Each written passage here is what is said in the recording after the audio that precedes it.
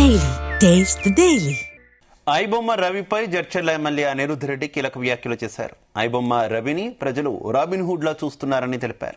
రూపాయి ఖర్చు లేకుండా సామాన్యులకు సినిమా చూపించడంతో ప్రజలందరూ ఐబొమ్మ రవికి మద్దతిస్తున్నారని చెప్పారు.